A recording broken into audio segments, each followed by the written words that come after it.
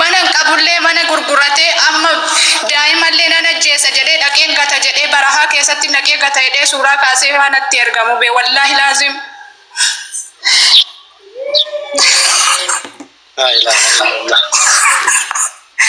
Wallahi birri waggaa fursuudii hojjete jechuudha. Dhaqee mana biyya galee wajjin mana bitadhee wajjin taa'ee jechuudha. Mana sana keessatti waan hin nyaadhu waan hin dhugu dhabee na qarqaaruu didee jechuudha. Sana keessatti mubee wallaahi laazim. Miutis godheera. Ummata maal wayyaa naasur namu maal wayyaa adaraadhu gurgurarraa walee eegnudha. Manni kun mana keessani.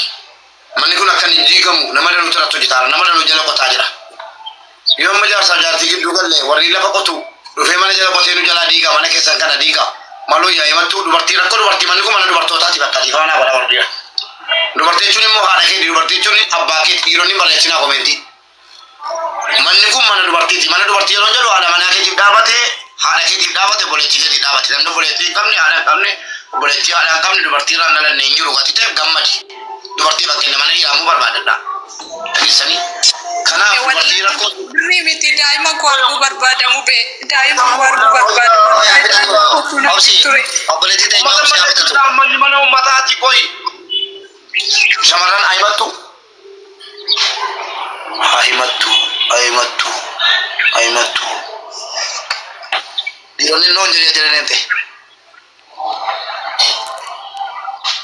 irraa fuunu maqaa dhiibne footoo dhiibne qo'e maqaan himin ganda waamuun wanjala mana kanatti dha gandaaf amantii inni kiristaana inni arsiidha inni jimmaadha maqaa gandaa maqaa amantii maqaa nama waamuun haraama bilookii taata murreetanii bilookii godha meemee rakkoo sirra keessa bicha himadhume gaafanni kaan itti galla himadhu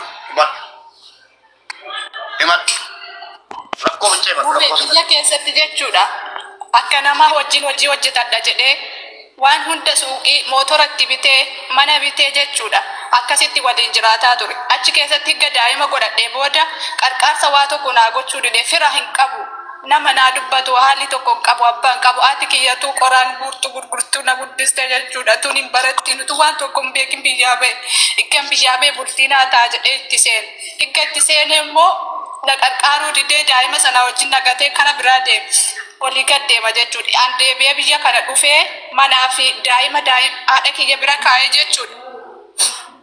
Mana keessa taa'e jedheeni achitti waan barbaadde sii godha daa'ima koo naa ilaali jedheeni biyya kana dhufe gaafa biyya kana dhufee jedhu mucaa haadha kiyya biraa fuudhee bakka hin taane geessee suuraa kaasee natti erga yoo birrii herguu didde jedheef akkasitti na biratti rukuta jechuudha mubee wallaahi. Amma immoo dhuma isaa manallee gurguratee daa'ima immoo bakka inni buuse hin beeku ani mana haa gurguratu daa'ima natti haa mul'isu daa'ima arguu barbaadamu bee daa'imni koo hin miidhamti haajaa maallaqaa hin qabu hojjedhee argadha daa'ima koo arguu barbaadamu bee daa'ima koo qofa naa mul'isu. Gaaffii si gaafachuu nan danda'a? Hin danda'a. Gaaffii si gaafachuu irraa fixiiti gaaffii gaafachuun rakkoon qabu haa qulqulleeffachuun. Obboleettii keenya jaarsi kee kun addaan baatanii jirtu? Yaani himadhee ture yeroo biyya jiru himadhee ture achumaan seerri shari'aa qaadiitti gaafan himadhee jedhu qaxaroo natti baay'isa achumaan kana keessa fiizaan biyya kanaallee naa dhufee jennaan addaan kutee dhufe waraqaan hin qaba biyyaa jechuudha suuraa kaasanii naa erguu danda'u biyyaa. Garuu sanumaan mana tokko keessa jiraanna. Inni kaan hin buune jechuudha. Maal akka jedhama? Maal barbaada? Maal barbaada jettaa? Inni maal barbaada? Inni maallaquma barbaada bakka waan hojjedhu qofa taa'ee nyaachuu maallaqa kiyyan harkaa fuudhee ofiitti fayyadamuu ittiin qaamuu ittiin bakka uummata tokko goggoochuu malee hojiin hojjetu jechuudha inni. Ishee waa tokko sitti himuu danda'an waan si jabeessu wayi. Ayyee natti himime. Anis abbaa ilmooti ilmoon qaba haadha manaa kooti yeroo wal lole mucaa kootiin deemi jedha.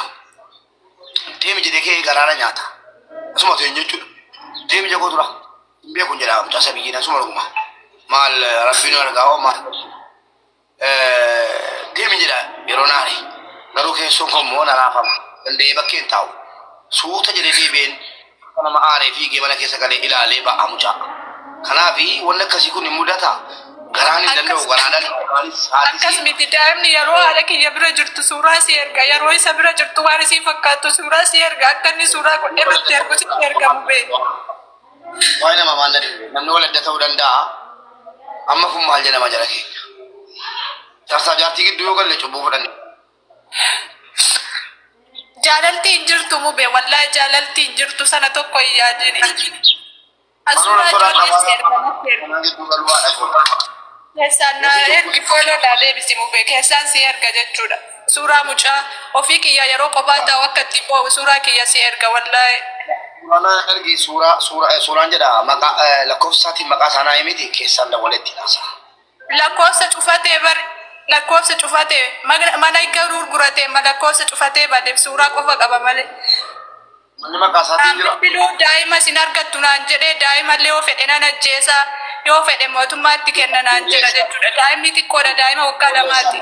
Ijoollee isaati. Ani iluudha iluu baaburaa. Innoo ijoollee isaati.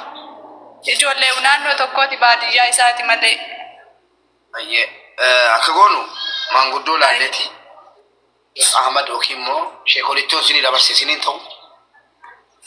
Daa'imuma kiyya qaqqaaruun barbaadamu bee daa'imuma kiyya sagalee akka jirtu qaqqaaruun barbaada. Rakkoo qabu.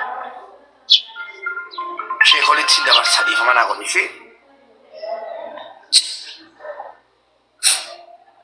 Sheekolitti dabarsuu naa wayya jara keenyaan cubbuu beektuu warra abbaa manaa kana nan sodaadha wallaahi rabbiin nama badiisu.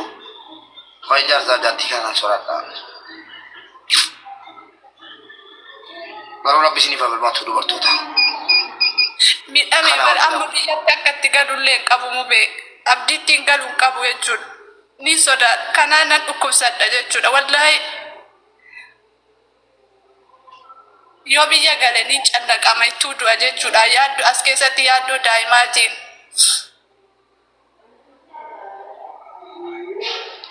Hammaan qabu rakkoon dubartiitti dhufu meeqa kan fooqii irraa darbatamee kufu jedhee raayyaa abbaa machaa.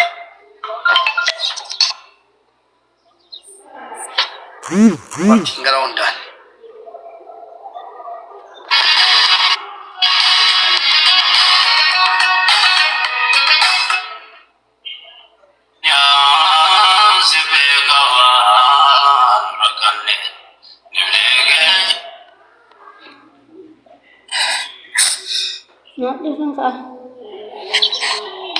Maqaan TikTokii keetii maal jedha?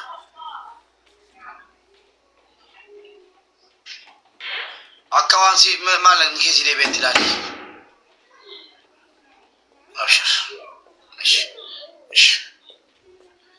Sagalee waraabbatteetti ijoollee. Mangan ilakut ga? Wey. Bisa belum ko sun belum no. Bashawar እንጀራ ጫወትን ቤተሰብ ስሪ ማንም የለም ከማን ጋር የምታወሪው? አይ ነው ሰው አይታይም አውቃለሁ።